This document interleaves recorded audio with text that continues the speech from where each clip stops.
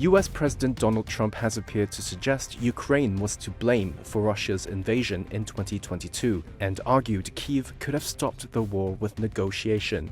He made those remarks Tuesday in Mar-a-Lago, the same day of US-Russian talks in Saudi Arabia to end the war in Ukraine, talks where Ukraine was not present. But today I heard, we weren't invited. Well, you've been there for 3 years. You should have ended it 3 years. You should have never started it. You could have made a deal. Ukraine was invaded by Russia in a full-scale assault in February 2022 in what's become the deadliest conflict in Europe since World War II. On Tuesday, Trump took swipes at Kyiv, saying they should have held talks much earlier. A half-baked negotiator could have settled this years ago without the loss of much land, very little land, without the loss of any lives, and without the loss of cities that are just laying on their side. As for the talks, Trump said he was more confident after them and that he may meet with Russian President Vladimir Putin before the end of the month.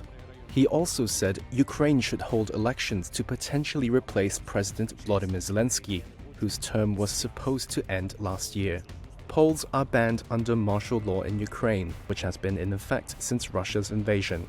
Zelensky postponed his own trip to Saudi Arabia set for this week. Sources say the decision was made to avoid giving legitimacy to the US-Russia talks. The official stance in Kyiv is that talks on how to end the war should not be held behind Ukraine's back.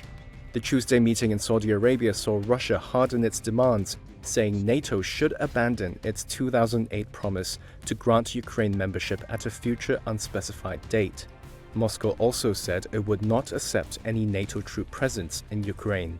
Leaders in Ukraine and Europe are worried Trump and Putin could cut a quick deal that rewards Moscow for its invasion. European politicians have accused Trump of handing out concessions to Russia for free even before talks began, since he's ruled out Ukraine's NATO membership and said it was an illusion Kyiv could win back territory now under Russian control. Secretary of State Marco Rubio said on Tuesday the European Union needed to be involved in peace talks at some point, and any solution must be acceptable to all parties.